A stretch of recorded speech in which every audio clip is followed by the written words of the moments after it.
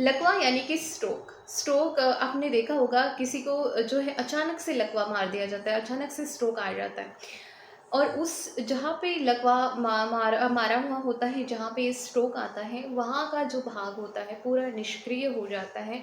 उसकी जो फंक्शन होते हैं, उसका उसका जो कार्य है वो प्रॉपरली नहीं हो पाता है, यूज़लेस हो जाता है। एक सिंपल सी भाषा में यदि कहें तो यूज़लेस वो पार्ट हो जाता है। किसी को आधे भाग में लकवा मार दिया जाता है, किसी को किसी अन्य मतलब शरीर के एक ही भाग में या हाथ में या पैर में इस तरह का छोटा-मोटा लकवा उनको हो सकता है। तो स्ट्रोक लकवा होने का क्या कारण हो सकता है? लकवा भले अचानक आता होगा, भले आपने देखा होगा सडनली किसी व्यक्ति को जिनको आता है, सडनली उन्हें लकवा मारता है या सडनली स्ट्रोक आता है और सडनली ये सारी जो प्रोसेस है within a second, within a minute में होती है और आदमी को सोचने का टाइम भी नहीं मिलता है। इसका क्या रीज़न हो सकता है?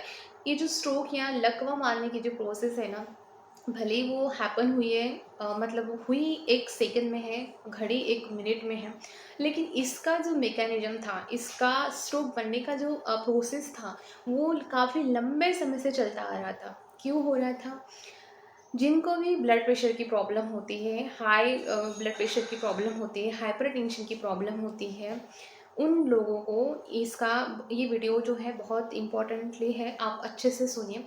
जिनको हाई ब्लड प्रेशर की प्रॉब्लम होती है, यदि आप इसको मेंटेन नहीं करते हैं, आपका ब्लड प्रेशर आप कंट्रोल में नहीं रखते हैं, कई बार लगता है कि काम तो चल रहा है, कंट्रोल मतलब सभी चीज़ें अच्छे से हो रही हैं, तो गोली लेने का क्या मतलब, या गोली लेना रोज़ाना भूल जाते हैं, या डाइट जो है जैसे चलता आ रहा है सॉल्टी नमकीन उसी तरह से, क्या हो जाएगा अचार खा लेंगे तो, क्या हो जाएगा नमकीन चीज़ें खा लेंगे तो, थोड़ा सा तो बड़ा है बीपी, इस तरह से यदि आपकी सोच रहेगी तो एक दिन आपको लकवा या स्ट्रोक होने की संभावना बहुत ज़्यादा है। अब ब्लड प्रेशर किन लोगों को बन सकता है? एक तो ये एजिंग हो सकता है, मतलब जैसे आपकी उम्र बढ़ रही है उस हिसाब से आपको ये प्रॉब्लम होना जो है चालू हो जाता है। यदि आपकी डाइटरी खाने की हैबिट जो है बहुत ज़्यादा नमकीन चीज़ें आप पसंद करते हैं और साथ में उम्र होती आ रही है, तो एक ना एक दिन ब्लड प्रेशर बढ़ने का रिस्क होता है। दूसरा, आपकी फैमिली में यदि मदर फादर को है, आपके फर्स्ट डिग्री रिलेटिव्स को यदि होता है, हाइपरटेंशन की प्रॉब्लम है, डेफिनेटली आपको 70% चांसेस आ जाते हैं कि आपको ब्लड प्रेशर हो सकता है। थर्डली, यदि आप बहुत ज़्यादा ऐसे तनाव में रहते हैं, स्ट्रेस में रहते हैं, ऐसे जगह आप काम करते हैं जहाँ पे आपका मेंटल प्रेशर बहुत ज़्यादा होता है, मानसिक तनाव से आप ज़्यादा गुजरते हैं, तो ऐसे में क्या होता है, कॉर्टिज़ोल है, एड्रेनालिन है, नॉन एड्रेनालिन जैसे हॉर्मोन्स जो शरीर में चाहिए, ज़्यादा अमाउंट में नहीं चाहिए रहते, वो हार्मोन सीक्रेट होते रहते हैं। अब वो हार्मोन सीक्रेट होने की वजह से जो कि ब्लड हमारा जो है न्यूट्रिएंट कैरियर का काम करता है, तो उसमें जो आरबीसी की जो तादाद होती है, रेड ब्लड सेल्स की जो क्वांटिटी बढ़ जाती है, और जिसके चलते जो मेन ब्लड वेसल्स होती है हमारी, वो नैरो नैरो होना चालू हो जाती है। अल्टीमेटली जो ब्लड को जो हमारे हार्ट का काम रहता है ब्लड पंपिंग करना, ये फंक्शन जो है अफेक्ट होता है बहुत ज़्यादा मात्रा में, और ब्लड की पंपिंग की फंक्शन जो होता है इम्पेयर्ड हो जाता है, जिसके चलते हार्ट में आपने देखा होगा जिनको भी ब्लड प्रेशर की प्रॉब्लम होती है, यदि वो मेंटेन नहीं रखते तो उनको कार्डियोवास्कुलर डिसीज़ यानी कि हार्ट डिसीज़, दिल की बीमारियां होने के चांसेस 70% 90% हो जाते हैं। और दूसरा इंपॉर्टेंट रीज़न हो सकता है, यदि आप डायबिटिक है, तो डायबिटिक पेशेंट को आप यदि कंट्रोल में नहीं रखते हैं, तो ये half of the diabetic patients जो है, डायबिटिक पेशेंट ब्लड प्रेशर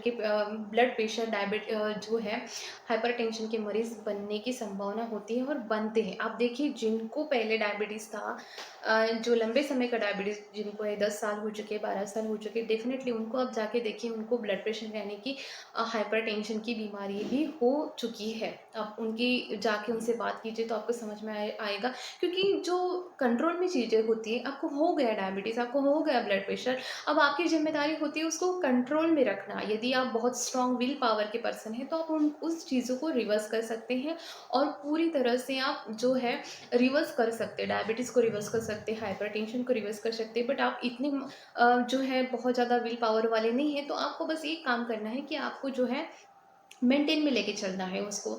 आपको कंट्रोल में रखकर वो जो है हॉर्मोन्स को कंट्रोल में रखना है, खाने को कंट्रोल में रखना है और फिज़िकल एक्टिव होना है। बस ये चीज़ें करने से भी आप जो है डायबिटिक भी कंट्रोल कर सकते हैं, कोलेस्ट्रॉल भी कंट्रोल कर सकते हैं और साथ में जो है ब्लड प्रेशर को भी कंट्रोल कर सकते हैं। ब्लड प्रेशर के यदि हम कॉजेज़ के बारे में जानते हैं, यदि इसके कारण को हम जानते हैं, तो इसमें क्या होता है, कॉजेज़ में कार्डियोवास्कुलर डिसीज़ है, रीनल यानी कि किडनी डिसीज़ है, जैसे कि ग्लोमेरुलर नेफ्राइटिस है, पॉलीसिस्टिक रीनल डिसीज़ होते हैं, जो ट्यूमर्स होता है ब्रेन में, और एड्रिनल ग्लैंड्स में यदि ट्यूमर्स है, यदि आपको हाइपरथायरॉयडिज्म है या ओवरीज में पिट्यूटरी ग्लैंड में जो है यदि दिक्कत है, इनके डिसीज़ है, आपको ओवरिन डिसीज़ है या पिट्यूटरी ग्लैंड की कुछ डिसीज़ है, तो आपको हाइपरटेंशन यानी कि ब्लड प्रेशर बनने के चांसेस बहुत ज़्यादा हाई हो जाते हैं।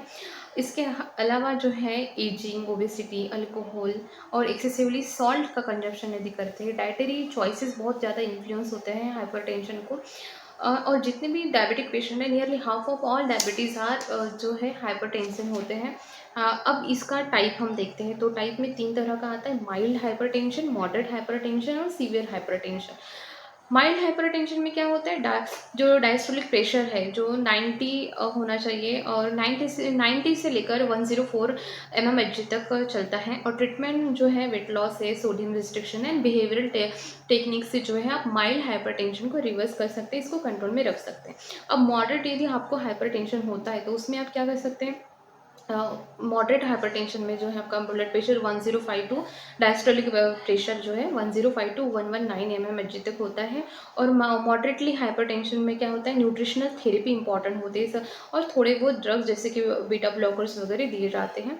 यदि आपको सीवियर हाइपरटेंशन है, ज़्यादा ही आपको यदि ब्लड प्रेशर हाई रहता है, तो उसमें आपका डायस्टोलिक प्रेशर जो होता है नीचे 120 से लेकर 130 तक mmHg तक जाता है और इसकी अबोव भी जा सकता है। अब इसकी ट्रीटमेंट जो होती है, मॉडरेट हाइपरटेंशन से पेरिफेरल वासोडाइलेटर दिए जाते हैं और डाइट थेरेपी। देखिए जो भी ब्लड प्रेशर की प्रॉब्लम है वो डाइट थेरेपी बहुत मेन आता है, और दूसरा डायबिटीज़ की तरह ही ये डाइट थेरेपी इस पर बहुत इंपॉर्टेंट होती है।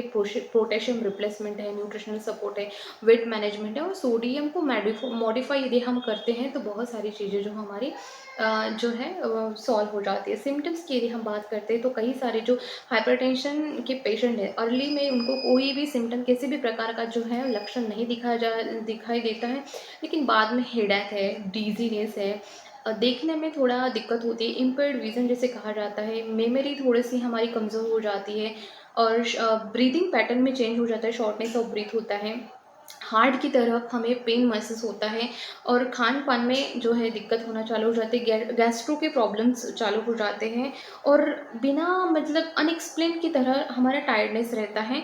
ये कुछ सिम्टम्स होते हैं ब्लड प्रेशर के। यदि हम बात करते हैं तो कैलोरीज थोड़ा कम होना चाहिए जितना हम ले रहे हैं उसके हिसाब से, और लो फैट होना चाहिए, लो सोडियम, ये प्रिंसिपल है हमारा डाइट का। हाइपरटेंशन को ट्रीट करने में सबसे मेजर रोल होता है डाइट का। यदि आप डाइट में से आप जो भी नमकीन चीज़ें खा रहे हैं या सॉल्ट इंटेक या सोडियम इंटेक को आप थोड़ा भी कम कर लेते हैं, तो आपका जो ब्लड प्रेशर है मेंटेन होना चालू हो जाता है। इनमें 2 तरह की डाइट दी जाती है, DASH diet, dietary approach to stop hypertension, जिसमें कि हमें सोडियम रिस्ट्रिक्ट करना पड़ता है, और अच्छा हेल्दी खाना जिसमें होल ग्रेन होते हैं, फ्रूट्स और वेजिटेबल्स का पोर्शन बढ़ा दिया जाता है, जिसके चलते काफ़ी पेशेंट जो है उनको डायबिटिक कंट्रोल करने में बहुत ही आसानी होती है। डैश डाइट का जो रिजल्ट है बहुत ही अच्छा है। दूसरा है कैम्फर डाइट, और कैम्फर डाइट में क्या होता है, ये स्पेशली राइस बेस्ड है। यदि आप नॉन डायबिटिक पेशेंट हैं तो कैम्फर डाइट आप ले सकते हैं। तो कैम्फर डाइट में बेसिकली हाई पोटेशियम डाइट होती है, सेम ही डाइट की तरह होती है। एनर्जी की यदि हम बात करें तो हमें कितने कैलोरीज देना चाहिए, जैसे कि आप सेडेंटरी वर्कर हैं तो आपको जो है किलो कैलोरी मतलब आपका कितना वज़न है उसको मल्टीप्लाई 25 करके जितना भी जो आ रहा है कि आंकड़ा आ रहा है उतना किलो कैलोरी का आपका जो है खान पान होना चाहिए। प्रोटीन की यदि हम बात करते हैं तो मिनिमम 60 ग्राम प्रोटीन सफिशिएंट हो जाता है। और यदि आपको सीवियर हाइपरटेंशन है तो प्रोटीन का रिस्ट्रिक्शन आ जाता है, वहाँ पे आपको जो है थोड़ा कम क्वांटिटी का प्रोटीन दिया जाता है, 20 ग्राम। और इससे यदि आपको माइल्ड और मॉडरेट का है तो आप प्रोटीन जितना ले रहे हैं 60 या 70 ग्राम तक आप ले सकते हैं। फैट्स की यदि हम बात करते हैं तो मोस्टली जो भी हाइपरटेंशन के जो पेशेंट होते हैं प्रोन होते हैं एथेरोस्क्लेरोसिस के लिए, इसीलिए इनको जो है स्पेशली हाइपरटेंशन के पेशेंट को हाइड्रोजनेटेड फैट से या फिर एनिमल सोर्स के थ्रू जो फैट आ रहा है या फिर जो भी फैटी चीज़ें आप ले रहे हैं उसको रिस्ट्रिक्ट कर देना बेहतर ऑप्शन होता है, इनको कम कर देते हैं। सोडियम की यदि हम बात करते हैं तो नमक को कम रखने से बहुत सारी प्रॉब्लम इजीली हाँ जो है कवर हो जाते हैं।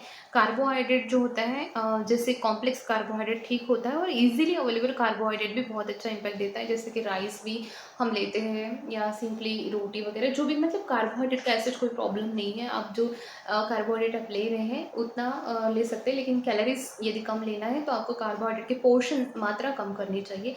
सोडियम यदि हम एक्सेस में लेते हैं तो ये इंट्रावस्कुलर जो वॉल्यूम होता है वो इंक्रीज कर देता है और जिससे कि कार्डियक आउटपुट जो होता है बढ़ जाता है और ब्लड प्रेशर को और बढ़ा दिया जाता है। अब डैश डाइट जो होती है बहुत ही नॉर्मल तरीके की डाइट है। इसमें आपको क्या करना है, सिर्फ अपना जो सोडियम इंटेक होता है सॉल्टी फूडों को जो है अवॉइड करना रहता है और सोडियम को कम से कम मात्रा में खाने में, जितने की सब्जी में जितना स्वाद है स्वाद की थोड़ा कम यदि आप सोडियम रखते हैं तो वेस्ट हो जाता है।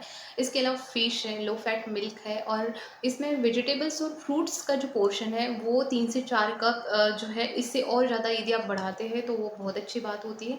तो डैश डाइट में आपको सिंपली जो है फ्रूट्स और वेजिटेबल्स की क्वांटिटी बढ़ाना होता है, गुड फैट्स के सोर्सेज ऐड करना है, साथ ही लो फैट मिल्क को ऐड करना है और फिश की कोई भी एक सर्विंग आप सप्ताह में 1 या 2 दिन आप ले सकते हैं। मोस्टली जो 30-40 साल के लोग होते हैं उनका यदि डायस्टोलिक प्रेशर यदि 95 या 105 के बीच में आता है तो वो थोड़ा टेंशन में आ जाते हैं कि वो सोचते हैं कि क्या मुझे मेडिसिन लेना चाहिए, क्या मुझे डॉक्टर के पास जाना चाहिए। तो सिंपली नॉन ड्रग ट्रीटमेंट है, आप जो है अपनी लाइफस्टाइल को इम्प्रूव करके, साथ ही यदि आप ओबेस हैं, ओवरवेट हैं तो थोड़ा सा वेट रिडक्शन करके, सॉल्ट इंटेक थोड़ा कम करके और अच्छा प्रॉपर एक्सरसाइज स्टार्ट करके और स्मोकिंग और अल्कोहल यदि आप करते हैं तो उसको कम्प्लीटली स्टॉप करके भी आप जो है ये डायस्टोलिक प्रेशर आप काफ़ी हद तक कम कर सकते हैं। ओबेस कैटेगरी में जो लोग आते हैं यदि वो थोड़ा सा भी अपना वज़न कम कर देते हैं और उसके साथ में यदि सोडियम रिडक्शन कर देते हैं तो बहुत ही अच्छा इम्पैक्ट आता है। एक्सरसाइज की यदि हम बात करें तो आप जितना टोलरेट कर सकते हैं वहाँ से आप शुरुआत कीजिए। बेस्ट है कि आप वॉकिंग से स्टार्ट करें, उसके बाद में धीरे धीरे ग्रेजुअली इंक्रीज़ कीजिए। जॉगिंग से बहुत अच्छा जो है डायस्टोलिक प्रेशर कम होता है, नियर अबाउट 15 से लेकर 20 mm तक आप जो है डायस्टोलिक प्रेशर कम कर सकते हैं और बहुत अच्छा इम्पैक्ट लाता है, वेट चेंज भी देता है, इसीलिए आप जॉगिंग कर सकते हैं। एरोबिक एक्सरसाइज भी सेम वही इम्पैक्ट करते हैं, साथ में जो एचडीएल यानी कि गुड फैट की लेवल होती है एचडीएल वो भी इम्प्रूव होता है। तो ये नॉन ड्रग ट्रीटमेंट है तो टेंशन लेने की ज़रूरत नहीं है। आप जो है घर में ही अपना लाइफस्टाइल इम्प्रूव करके, खान पान में कुछ चेंजेस करके जो है आप ये सारी चीज़ों को मेंटेन कर सकते हैं। यदि हम कॉम्प्लिकेशंस की बात करते हैं तो वीडियो की शुरुआत में मैंने कहा था कि लकवा मारना जो है तो जो इससे लिंक करता है हाई ब्लड प्रेशर से। तो ये क्या होता है, जब आपको पेशेंट जो आइसोलेटेड सिस्टोलिक एचबीपी ओवर 160 mmHg होता है या डायस्टोलिक कम 96 से कम होता है या हाई रिक्स होते हैं, इन लोगों को जो है बहुत ज़्यादा रिक्स होती है स्ट्रोक होने का। जो नॉर्मल ब्लड प्रेशर रहता है उनको थोड़ा कम रिक्स होती हैं और medical research counselling of UK consider करते हैं कि उन्होंने जो डायस्टोलिक प्रेशर जिनका 90 लेकर 109 mmHg है, इनको जो है स्ट्रोक रेट जो है कम होते हैं। बट यदि इनमें थोड़ा सा भी डिफरेंस आ जाता है, इनमें थोड़ा सा भी यदि बीपी बढ़ जाता है, डायस्टोलिक प्रेशर यदि बढ़ जाता है तो स्ट्रोक रेट जो है बढ़ जाते हैं। साथ ही कोरोनरी हार्ट डिसीज़ है, अब ओवरऑल डेथ रेट जो होते हैं वो भी रिक्स बढ़ जाती है। इसके साथ में यदि कोई और रिक्स है जैसे कि कोरोनरी हार्ट डिसीज़ हो सकते हैं, मेल सेक्स हार्मोन में थोड़ी गड़बड़ हो सकती है, जो लो डेंसिटी लाइपोप्रोटीन है एलडीएल है वो बढ़ सकता है, कोलेस्ट्रॉल बढ़ सकता है, ओबेसिटी बढ़ सकती है। एडिशनल रिस्क फैक्टर जैसे लेफ्ट वेंट्रिकुलर हाइपरट्रॉफी हो सकती है, हाइपरलिपिडेमिया और इंसुलिन रेजिस्टेंट आप बन सकते हैं। यदि हाई लेवल का आपका हाई ब्लड प्रेशर है तो डेफिनेटली आपको डायबिटीज़ बन सकता है, माने इंसुलिन रेजिस्टेंट बन सकता है। तो ये थी जानकारी हाई ब्लड प्रेशर के रिगार्डिंग। इसके रिगार्डिंग यदि आपके कोई क्वेश्चंस हैं तो आप कमेंट बॉक्स में ज़रूर अपने जो प्रॉब्लम है वो बता सकते हैं। वीडियो की जानकारी अच्छी लगे तो वीडियो को लाइक ज़रूर कर दीजिएगा और जितना हो सके शेयर कीजिए और चैनल को सब्सक्राइब कर दीजिए।